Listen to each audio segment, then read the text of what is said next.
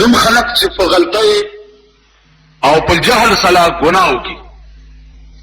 ځکه چې ګناه سره کوي نو دغه وخت کې جاهلي، که پوه مې نو عقل ته سلب شي د ګناه په وخت کې، که ډېر پوه مې نو د ګناه په وخت کې د هغه نه عقل سلب شي، جاهل شي. الله فرمایي چې انما التوبة علی الله، خبره دا ده بله نه ده چې قبول د توبې اعلی کلمه په عربي لغت کې د پاره د لزوم راځي. الله فرمایي چې ما په ځان باندې تفضلا لازمه کړې ده، یعملون السوء بجهالة، کم خلق چې ګناه وکړي په ناپوهۍ باندې، ګناه وکړو پوه نه و، که پوه مو ما درته عرض وکړو چې د ګناه په وخت کې سړي نه عقل لاړ شي. د دې داسې مثال دی لکه یو عالم هغه په جومات کې تقریر کولو خلقو ته ډېر شد و مد سره، کور ته به چې راغی نو ښځې به ورته د شرابو یو جام تیار کړی و، نو هغه شراب به یې وڅکل او بیا به یې باجه راواغسته، نو ټوله شپه به د باجه غږوله او ښځه به یې ځان ته ګډوله، سهار به بیا ټیکو. امتحان او ابتلا راغله، یو فقیر ولاړ دی په دروازه کې، ښځې خیر ورولېږلو، زه خیر نه پیسې ورولېږلې نه،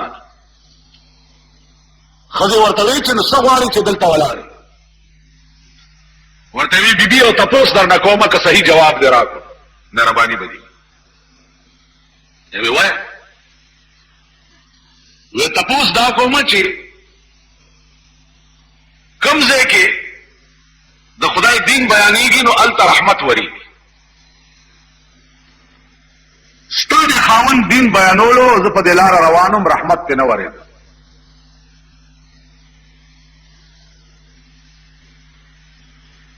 اوس هغه رحمت دې ملنګ څنګه لیده؟ نو عزیزانو دا بیا خبر هلته دي چې یو کرامت دی او یو کشف دی. کرامت او کشف چې دي دا الفاظ مترادفه او معنی یوه ده، کرامت او کشف یو شی. بزرگان چې دي نو هغوی ته په کرامت باندې ښکاري چې دلته رحمت ورېږي او دلته لعنت ورېږي. امام ابو حنیفه رحمت الله علیه سره هم دا علم چې چا به اودس کولو ده به ورته داسې وکتل، نو حدیث کې راځي چې د اودس اوبو سره لاس وینځلو سره د لاس ګناه تویږي او مخ وینځلو سره د مخ ګناه تویږي او د سر مسې سره د سر ګناه تویږي او د خپو وینځلو سره د خپو ګناه تویږي. نو دا علم الله امام ابو حنیفه رحمت الله علیه ته ورکړی او بیا دعا وکړه چې خدای دا علم ما نه واخله، ځکه چې زه چاته ګورم او د هغه اودس کې ګناه وینم نو سړی راته سپک بیا ښکاري، نو د دې وجې نه د علم رانه لرې کړه چې ما ته د انسانان چې دي چې سپک ښکاره دي.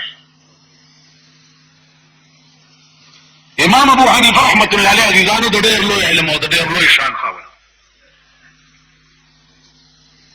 اگر چې زمونږ په دې پاکستان کې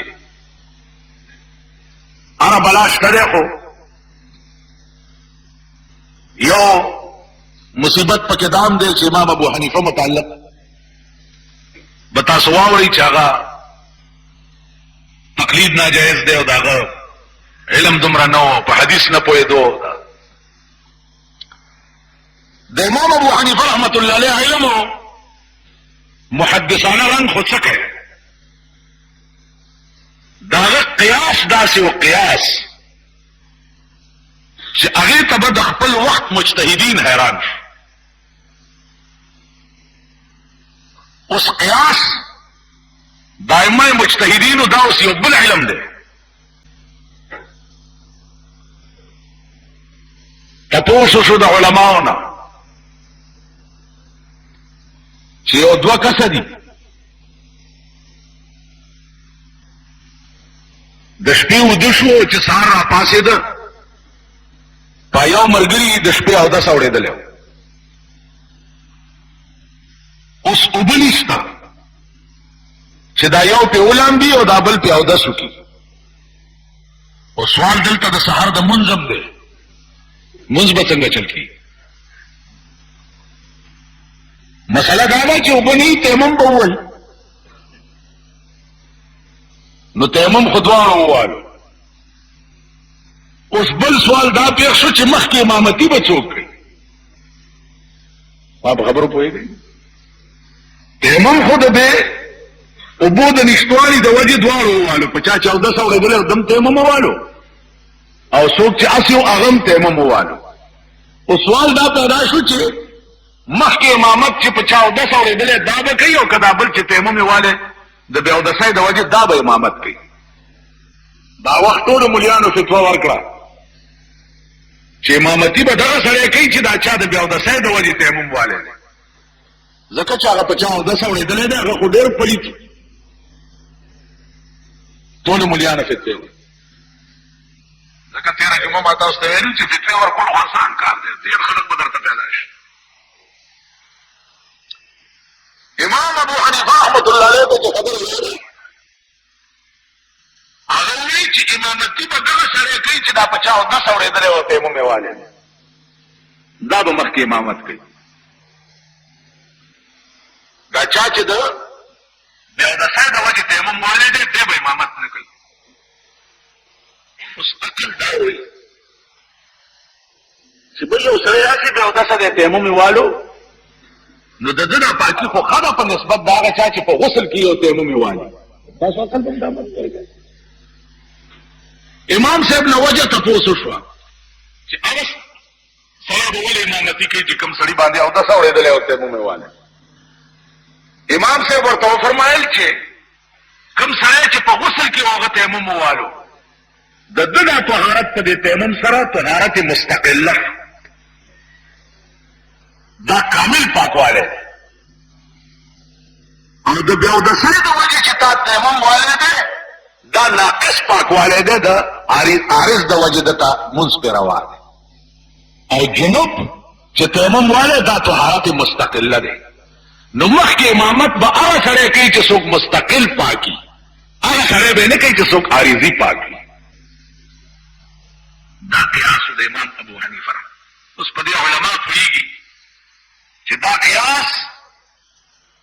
د وخت ائمه او مجتهدین ورته حیران نو حال به دا و چې موږ خو په داسې ملک کې اوسېږو چې په امام ابو حنیفه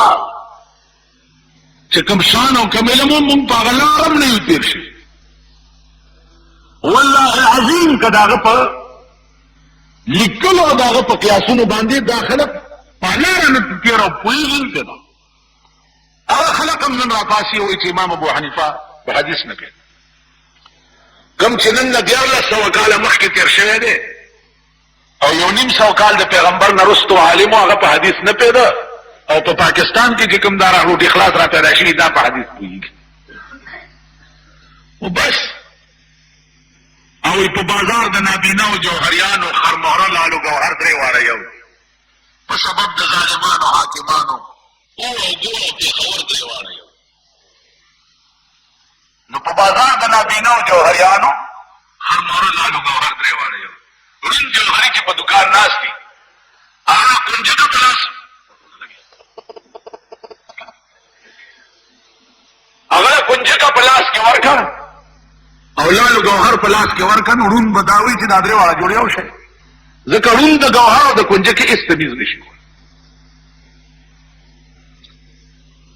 نو عرض مې دا و چې باز د توبې ګویا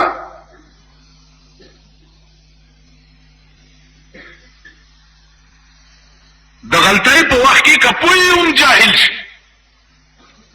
نو هغه ملنګ وی چې زه په دې لاره تېرېدمه بیبي او ستا دا خاوند مې ولیدو تقریر یې کولې خو رحمت پې نه ورېده.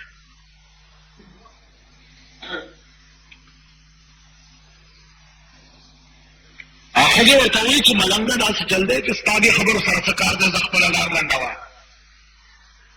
هغې وایي زه ځم نه تر هغې پورې چې تر څو پورې دې دا حال نه وي. ورته وایي چې نه ځې او خامخا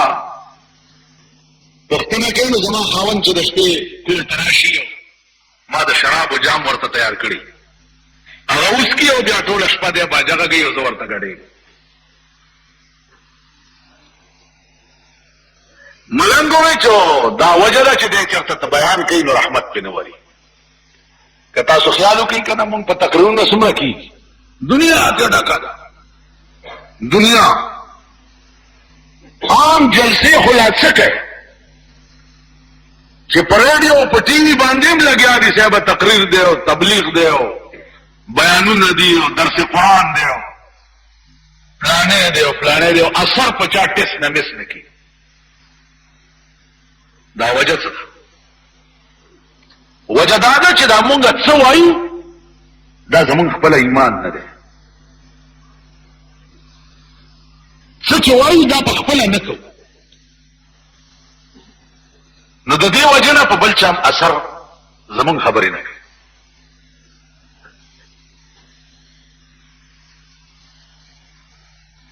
عزیزانو هغه بیان کې اثر وي او دنیا لیونی کوي،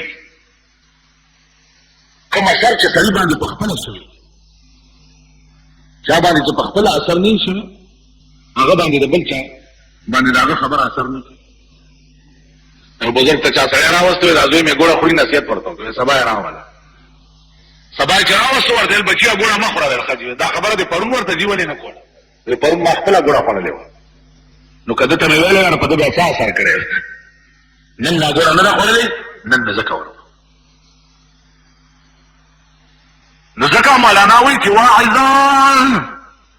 چون جلوه په محراب و منبر میں کند کیوں بخلوت میں رون آکار دیگر میں کند. دا واعظان په منبر ولار باندې او صاحبت لا جلوگر کی لیکن چون بخلوت میں رون آکار دیگر میں کند. چې خلوت تلار شي بیا څه کوي هلته بیا پته ولګه. نو عزم دا و عزیزان چې دې بزرګ تپوس کو دې ښځې نه چې دا ستا خاوند دی چې دا کټوری په لاس کې د شراب ورکړي دی څه ووایي؟ وی دی ووایي چې راوړه اجام خدای غفور رحیم دی عفه به وکړي او بس ویسکي. ویل نن بېګانه چې راشي او جام وغواړي او دی ووایي چې خدای غفور رحیم دی عفه به وکړي، نو بیبي ته به یو ټکی ورته وکړې ورته به وایي چې سړیه خدای غفور رحیم دی خو خدای په نامو کې یو نامه د قهار او د جبارم او دا آیات ورته ووایه چې ان بطش ربک لشدید. الله وایي پیغمبر ستا د خدای نیول داسې دي چې یو ځله څوک راونیسي بیا یې څوک خلاصولی نه شي. چې بېګاله حضرت راغلی دی او کور ناست دی او ښځې ته یې راوړه جام خدای غفور رحیم. هغې ورته ویل ښځې سړیه خدای غفور رحیم دی او قهار و جبارم دی. ان بطش ربک لشدیدم دی ما غرک بربک الکریمم. قرآن کې خدای وایي یا ایها الانسان ما غرک بربک الکریم. اے انسانه ته څه شي په غرور کې واچولې چې خدای کریم دی؟ تا د هغه د قهر نوم نه دی اورېدلی؟ دا لوی لوی خلق چې څه وخت کې راونیسي د هغې د ښځو حال بیا ګوره، د هغې د بچو حال بیا ګوره. هغه ښځې چې ده په ډېر ناز او ادا باندې ساتلي وي هغه ښځې بیا سرونه شو کوي او په ځمکه چکونه لګوي او بادشاهي ورانه شي. منټ کې پې ورانه منټ.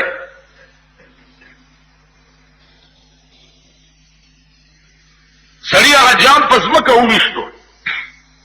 او ښځې ته یې وویل چې ای ښځې مصله راوړه.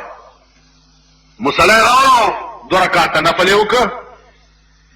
او خدای ته توبه وویسته چې یا الله زه پوه نه وم بیا به نه کوم. سړی دې پس هغه بزرګ بیا په لاره تېرېده او دا یې ولیدو چې تقریر کې یو ډېر خلک ورته ناست دي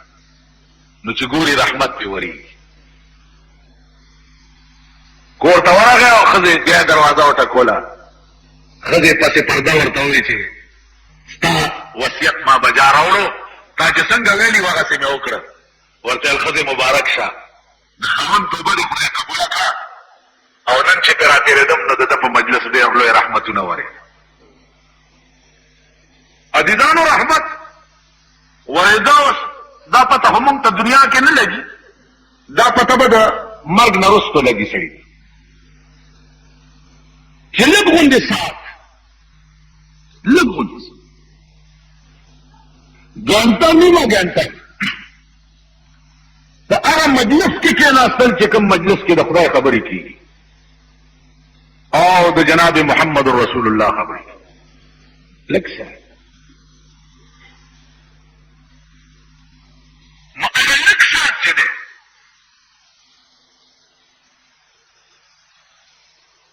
سل زره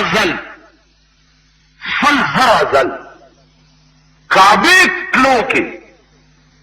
چې څومره اجر او ثواب دی د هغې نه دا لږ ساعت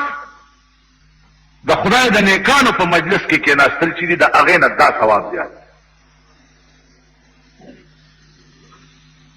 ذکر شیخ سعدی وی چې یک زمانہ صحبت با اولیاء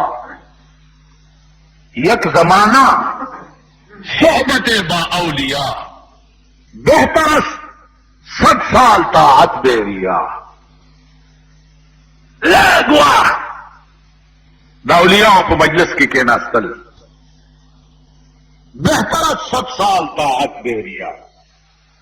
د 100 کالو عبادت بیریا نه یوه ګنټه د بزرګانو په مجلس کې ناسته ثواب زیات یوه ګنټه اولیاء چاته وایي اوس د اولیاء تعریف به زده کوئ چې اولیاء چاته وایي مونږ چاته اولیاء وایو مونږ اولیاء د جیبونو ګرکپانو ته وایو د جیبونو ګرکپان چې هغې ته مونږ اولیاء وایو او زه ولي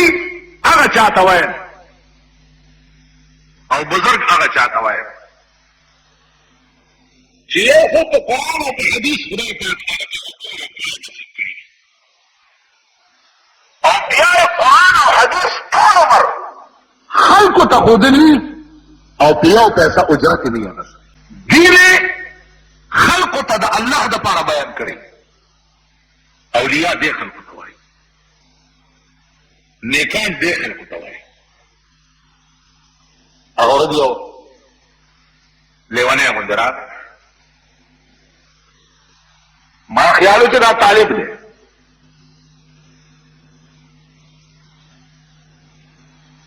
مال وایه لکه څه کار وی بس یو خوب مې لیدلی و مال د کوم ځای ستا څه کار دی چې زه د کوم ځای دې سره دې څه کار څه کار کوه لکه سړی ما ته دې سره دې څه کار دی چې زه څه کار کوم ګرځم را ګرځم خو یو خوب مې لیدلی و نن درېیمه شپه ده خوب درته وایم بیا زما نور تپوسونه به زما نه کوي زم غلی شم مان ټول پاګل دی نه بچیا څه خوب دی لیدلی ویل خوب مې دا لیدلی چې ته په چوک باندې ولاړې او لاس دې اوچت کړی دی او خلقو ته وایي چې رسول الله صلی الله علیه وسلم دې طرف ته دی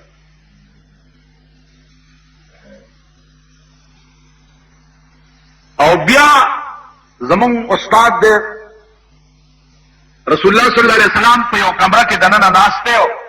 زمون یو استاد دی مولانا عبداللطیف صاحب نوم دی هغه په دروازه کې ولاړ دی او رسول الله ته د ملاقات چټونه هغه ورکوي بس دا خوب مې ولیدلی او تا ته مې ویل او څادر داسې تا وکړو ما خبره خو واورول بس نورې خبرې به نه کوې بس نه ځوان زلمی ښایسته سوچه ګیره به لاړو څو ورځې پس مې بیا ولیدو بستره یې په اوږه وه د چوک کې مې چې ولیدو نو لاس مې ولیدو مالتاغ نه هغه چې راغلی ویل یما مال څه کې چرته دی ویل ریوان ته ځما نه د کوم ځای ول دا تاسو باندې کې د اسمان نه لاندې او د ځمکې د پاسه دغه ځای نو ما ته څه خبره والے نه کې ما ته په ایمان وایا چې دا ما ته پته شته چې زه د کوم ځای دا ما ته پته شته ته وایا په ایمان ته ته پته شته چې ته د کوم ځای زه پوه شم دی خو څه بل طرف ته اشاره کوي دی خو قبر ښیي چې زه د کوم ځای زه څه خبر یم چې زما خنبیر د کوم ځای نه ملیکو راوچت کړی دی او کوم ځای به ښخېږم نو ویل ما ته څه پته ده چې زه د کوم ځای یم ویل تا ته پته شته چې ته د کوم ځای ته به کوم ځای ښخېږي ځکه چې زمونږ کور خو هغه دی چې چېرته به ټول عمر تېروو نو ټول عمر چې زه کوم ځای کې به تېروم د هغه ځای ما ته پته شته مالې نه نو ویل بیا ما نه ولې تپوس کوي چې ته د کوم ځای تاسو پوه شئ دا علم مسکاسته دی چې مونږ د کوم ځای یو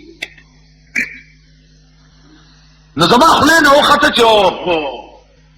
دا هغه نن نه 300 کاله مخکې رحمان بابا چې ورته اشاره کړې وه دا خبره هغه ده چې خبر نه یم چې راوستم لکه ما خبر نه یم چې راوستم لکه ما اوس مې کوم طرف ته استوي چې دروما لکړون چې لاس د بل په اوږه کېږدي اس جوړه لوړه نوي ور معلومه مونږ ته څه پته ده چې کوم ځای نه راوستي یو او کوم ځای ته ګنځوځي نو زمونږ مثال خو د ړوند دی ړوند چې د بل چا په اوږه لاس ایښی او رواني نو ړانده ته څه پته لګي چې دا بنا زه کوم طرف ته روان کړی پته لګي نو زما دیدانو عرض مې دا و چې د نیکانو هم نشینی او د نیکانو صحبت په دې کې چې کوم اجر او ثواب دی او د دې به کوم عوض او بدله ملاویږي دا به هغه وخت کې پته ولګي یو خانو 20 جره بس مکه و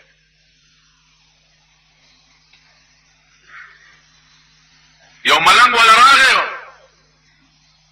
خان ته تپوس کوي چې د کوم ځای وي چې د فلاني څه حیثیت ته شته وی خان دومره حیثیت مې دی چې څومره ستا دی زما عمره حیثیت دی خان ورته زما 20 جره بس مکه ده ویل خان په خدای مې دې قسمي چې څومره ځمکه ستا ده دومره زما ده خان ورته په غوسه شوی دی خانانو خو اوهو الله دې ساتته خان ورته لختې تلاش کړي زما عمره ځمکه ستا ده ویل او قرآن راواله چې درته په لاس کېدم چې څومره ځمکه ستا ده دومره زما ده وته ظالم بچیه په دې علاقه کې خو ما نه سیوه د بل څوک شته نه د اسمان نه راپرېوتی که د کوم ځای راځه چې درته یې وښیم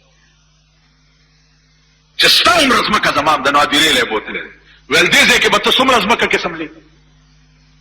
ویل 2.5 ګزه کې خو ویل 2.5 ګزه زما هم ده او 2.5 ګزه ستا هم ده که نه دا 10,000 خو ستا نه ده کور دې وران شه دا به بل ته پرېږدې او ته به پرېږدې دغه ځای کې 2.5 ګزه ځمکه ستا هم ده او 2.5 ګزه زما هم په 2.5 ګزه کې کوتې به تا دپاره هم کنستی کېږي او ما دپاره به هم کېږي تاسو خیال راغی نور زمونږ څه دي خان حیران شو لیونی شو چو بیړه یې نه اسې وایم د الله والو خبره داسې وي چې په دیره کې ننوځي او ړکې سورې وکړي د الله والو داسې خبرې اوس ته ماته وایې چې د خانۍ ټوله نشه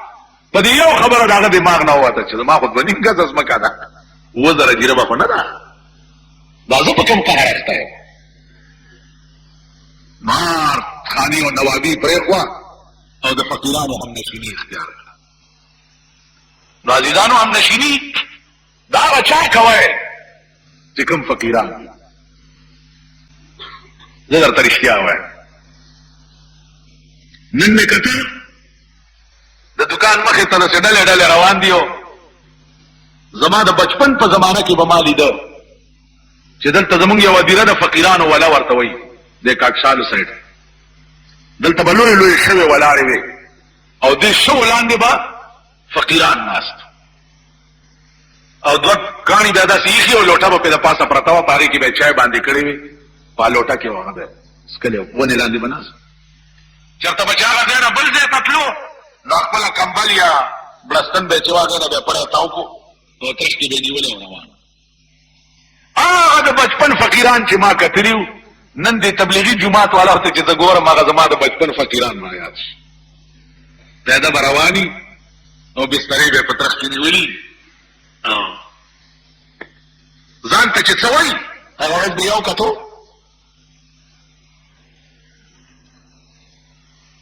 نومې راته راغله خو کم از کم په دې وخت کې به 10 کروڑه روپۍ ورسره وي. 10 کروڑه روپۍ نغدې جایداد یې پرېږده. هغه مې کتو کور ته تلمه نو چې غاښې نه واورېدو او لاندې کوشو نو په دغه ځای کې مې ولیدو چې بستره په خپله په اوږه باندې ایښې وه او پیدل په دې ملنګانو کې روان. نو زه ورته ودرېدم مال چې راځه که نه چې ما ته یې وایي چې مولانا صاحب ستا په تقریر کې یو شعر دی ویلی و هغې رانه دا شی جوړ کړ. ما څه شعر ویلی ویل تا ویلي و چې کومه خوشبوی مې چې د یار ده په خوله کې کومه خوشبوی مې